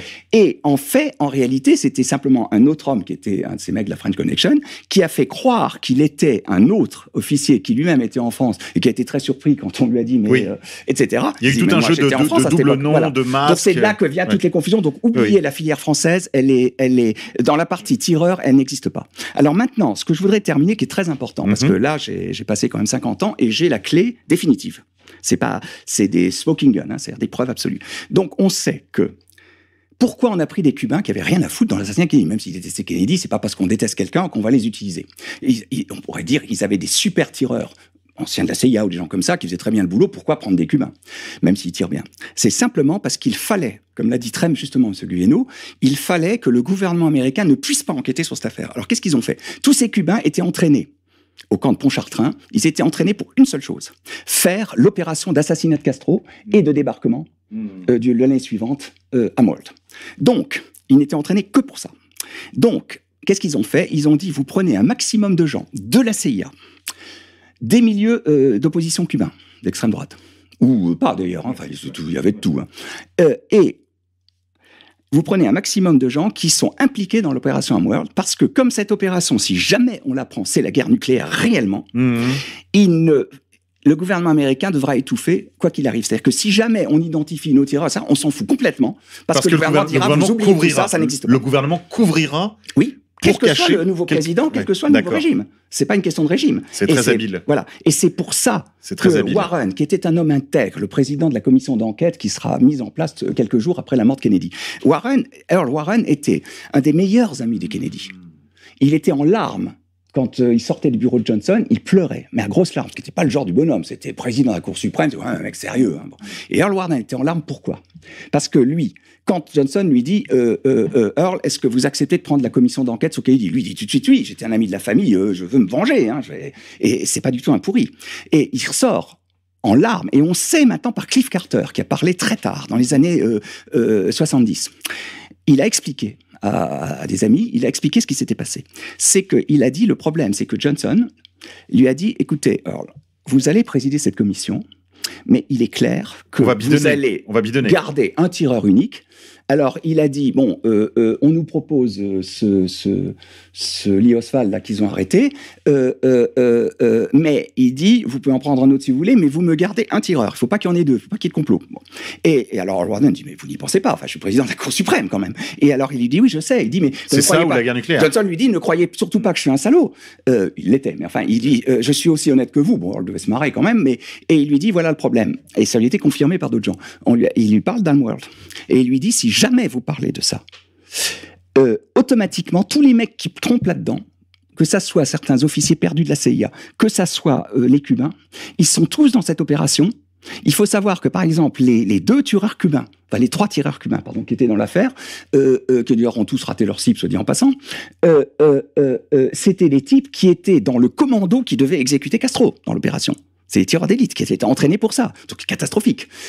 Il faut savoir que tous les mecs, par exemple, qui sont dans l'équipe de sécurité qui va protéger un peu tous ces gens qui sont sur Dealey Plaza, la moitié sont dans l'opération Homeworld. Il faut savoir que Lee Oswald, alors Lee Oswald, je réponds tout de suite, comme ça vous le saurez, Lee Harvey Oswald n'y est pour rien dans l'assassinat de Kennedy, rien. Lee Harvey Oswald, c'est quoi? C'est un Marines qui est recruté, mais attention, il est recruté comme, comment dirais-je, il n'est pas recruté comme agent de la CIA. C'est beaucoup plus compliqué. Il est recruté par la CIA dans le cadre d'une opération où on avait pris 8 jeunes, des gens assez jeunes, si vous voulez, pas forcément soldats, qui devaient faire semblant d'être des transfuges des États-Unis en URSS pour, pendant quelques années, faire de l'espionnage là-bas, oui, etc. Il était un agent double intentionnel. Lui, par exemple, il s'est fait engager dans la principale usine de fabrication de radars de missiles russes, les missiles SAM, SAM-3, SAM-4, SAM-5, et il était dans l'usine où on les fabriquait, ce qui lui a permis de... Parce qu'avant, il était radariste dans la base d'Otsu au Japon, d'où partaient les avions espions U-2. Et donc, lui, c'était un spécialiste de ça. En tant que marine, on l'avait mis dans ces équipes-là. Oui, opérateur radio, voilà. oui. C'était un électronicien, en fond. Et alors, quand il revient aux États-Unis, qu'est-ce que fait Bush? Bush est l'homme qui a organisé l'assassinat de Kennedy. Lui, c'est le coordinateur, c'est le patron, si vous voulez. Bush... Pourquoi? Parce qu'il avait fait la Baie des Cochons, il avait fait d'autres opérations, donc on lui a confié le truc. Sur le plan opérationnel, oui. Voilà. Et il le fait en tant que George Bush de la famille Bush. Il ne le fait pas en tant que responsable de la CIA. Famille, c'est la noblesse texane, etc. Parce qu'il déteste Kennedy, à cause de la baie des cochons. Parce que Bush, c'est un mec qui y croyait à la baie des cochons. Parce que Bush, qui est pourri, tout le monde le sait, mais cette histoire de la baie des cochons, c'était son bébé. Enfin, c'est pas lui qui l'avait inventé, c'était 2 autres gars, mais il était en plein dedans. Et pour lui, il a dit, Kennedy m'a trahi, donc il voulait le tuer, en fait. Il a dit, si je peux buter ce connard, excusez-moi le terme, je le fais. Et donc, lui, il se fait même pas payer, ni prier. Il dit, mais je vous le fais gratos, hein, je veux dire, je suis même prêt à payer pour ça. Et donc, on lui confie, puisque c'était un type qui savait faire des coups d'État, on lui confie, on lui dit, bah ok, tu vas coordonner toutes ces équipes, c'est compliqué. Donc il fait le coordinateur, c'est pas le patron de l'attentat, si vous voulez, mais c'est le mec qui coordonne tout ça. Et alors donc, qu'est-ce qu'il fait, Bush? Lui, malin, il dit, bah on va prendre que des gars de Homeworld. Comme ça, quand l'attentat sera terminé, tout le monde va fermer sa gueule, et c'est ce qui s'est passé. Et maintenant, je vous donne la dernière info qui est importante, c'est que moi-même, j'ai mis 20 ans à l'accepter. C'est pour vous dire à quel point c'était difficile de l'accepter. C'est que, en fait, l'homme qui a fait trafiquer l'autopsie, l'homme qui a fait étouffer l'affaire, c'est Robert Kennedy lui-même. Et il était, mais en larmes pendant des mois à cause de ça. Pourquoi? Parce que Robert Kennedy, ça c'est le côté diabolique de tous ces conspirateurs. Ces mecs sont des ordures, mais sans nom. C'est encore pire que tuer. C'est que eux savaient que Robert Kennedy, comme John Kennedy, étaient des gens intègres sur le plan politique. C'est des gens qui défendaient l'intérêt des Américains, des États-Unis, etc. C'était des vrais patriotes. Et Robert Kennedy, parce qu'il était un homme responsable et un patriote. Bon, parlons un peu de Robert Kennedy. Voilà. Oui, il voulait pas prendre le risque. Il a été obligé, parce qu'on lui a fait comprendre que il le savait d'ailleurs, il savait que ce serait la guerre nucléaire. C'était la vérité ou la guerre nucléaire. Vous, moi, on aurait fait pareil. Bien sûr. Et c'est lui qui a dit, qui a donné la liste de ce qui pouvait être fait dans l'autopsie. Et il était tout en haut. Je sais pas d'où ça sort, ça, mais ça me paraît douteux quand même. Bah si, non, mais c'est les faits. Puisqu'on a même, écoutez, c'est les faits, puisque on a au moins une vingtaine de témoins. C'est les gens qui disaient, il faisait le va-et-vient au téléphone, il donnait ses ordres au mec qui faisait l'autopsie, et il faisait le va-et-vient entre l'étage d'en haut et en bas pour vérifier que ce soit fait. Je crois que c'est Johnson qui a fait. À partir du moment où John Kennedy est mort, a été déclaré mort, Johnson, dans l'heure qui suit... Il a prêté serment dans l'heure, prête serment dans le Air Force One.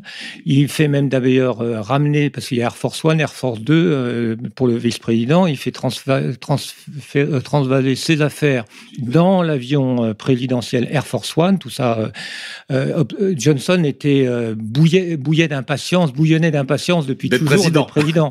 Oui. Donc il n'a pas attendu une seconde. Il a tiré quasiment Jackie pour la forcer à poser à côté de lui dans cette photo qui a eu un impact énorme dans l'opinion publique pour rassurer l'opinion publique. Quand les gens ont vu Jackie à côté de Lyndon Johnson prêtant serment, ça les a quand même un peu rassurés parce que vous savez que surtout au Texas, les gens qui connaissaient un peu Lyndon Johnson avaient quand même... Ça a été le premier soupçonné. Hein. Lyndon Johnson, il y a eu beaucoup de bouquins sur lui. Alors ça, c'est quand même une méthode de mafieux, ça, Laurent, si vous permettez, de se faire son ode mortuaire par le type qui a commandité votre meurtre. C'est un truc de fou quand même. Mais il faut bien comprendre que Robert Kennedy a été immédiatement... je crois d'ailleurs que... je sais que... Enfin, on dit que... Alors, le meilleur livre sur Robert Kennedy, à mon avis, qui a quand même bien débroussaillé les choses, c'est David Talbot, Brothers, de chez un grand éditeur, Simon & Schuster, qui a montré le parcours de Robert Kennedy et qui a bien démontré que Robert Kennedy, ne croyait pas à la thèse du tireur unique, avait mené déjà menait discrètement, le plus discrètement possible, sa propre enquête et soupçonnait Lyndon Johnson en particulier. Et surtout qu'il a été complètement marginalisé. C'est Edgar Hoover qui ne le supportait pas parce que c'était le patron d'Edgar Hoover en tant que ministre de la Justice, il était le patron d'Edgar Hoover. C'est Edgar Hoover qui a téléphoné à Robert pour lui dire pratiquement, on va dire, ne cachant pas son contentement pour annoncer à Robert la mort de son frère. Et il a été immédiatement marginalisé. Donc il est resté ministre de la Justice pendant quelques mois avant de démissionner, d'être remplacé par un certain Katzenbach, qui d'ailleurs est celui qui a enterré la procédure contre les PAC, etc. Donc je ne pense pas que Robert ait eu la moindre possibilité d'intervenir dans quoi que ce soit, et surtout pas... Une fois son frère mort, de toute façon, c'était terminé. C'était terminé. Oui. Une fois son frère mort, je pense que Robert avait plus de voix au chapitre. L'idée qu'il... Si vous voulez, il faut bien comprendre une chose. Une chose qui est quand même importante à dire, c'est que sur l'affaire Kennedy, il y a, je dirais qu'il y a à peu près 75% des articles et des livres qui sont faits sur Kennedy qui sont de la désinformation, y compris dans la recherche sur les vrais coupables, c'est-à-dire dans les livres qui ne défendent pas la thèse officielle. La plupart de ces livres sont consacrés à démolir l'image des Kennedy. Il y a une haine féroce des Kennedy dans l'intelligentsia juive ou judéo-israélienne, ou comme vous voulez l'appeler. Ce sont eux qui produisent les rumeurs sur la malédiction des Kennedy, sur l'affaire... Il y a des auteurs célèbres... L'affaire Monroe, par exemple, sur la relation avec Monroe, sur l'affaire, soi-disant aussi, l'adultère entre Robert... Il y a un livre qui a été publié sur une histoire d'amour entre Robert Kennedy et Jackie après la mort. Enfin, des trucs complètement délirants qui ne reposent sur rien.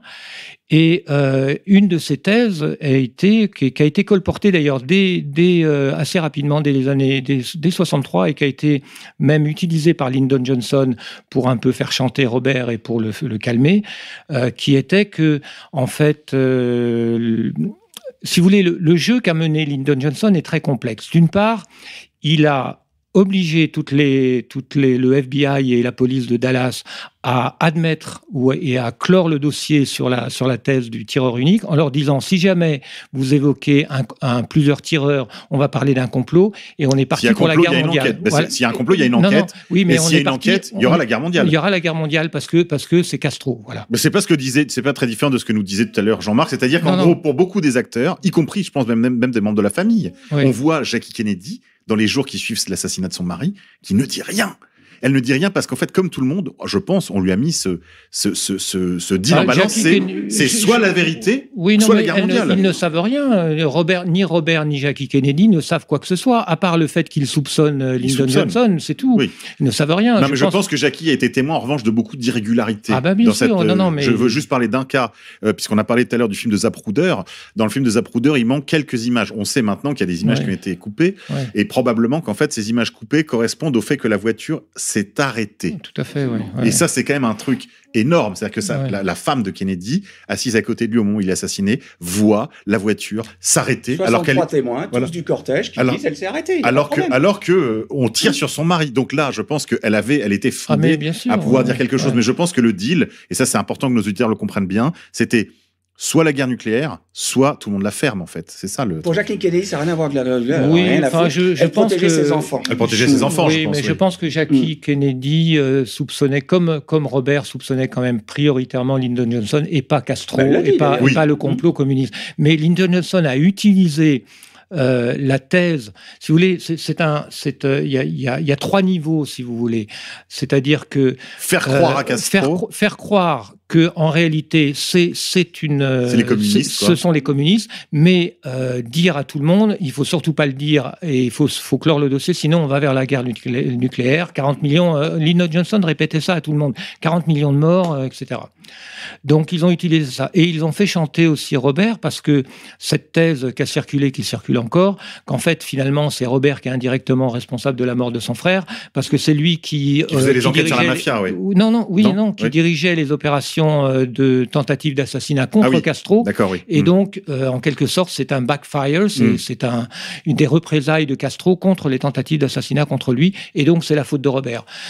Cette thèse qui a été constamment recyclée pour un peu, et même durant la campagne présidentielle de Robert. Pour le culpabiliser, quoi. Oui, pour le culpabiliser, voilà. Et puis on a le témoignage de Jean Daniel qui est honnête sur ce plan-là. C'est que Jean Daniel, qui a été tout à fait intègre sur son témoignage sur Castro, il était avec Castro au moment où Castro apprend l'attentat.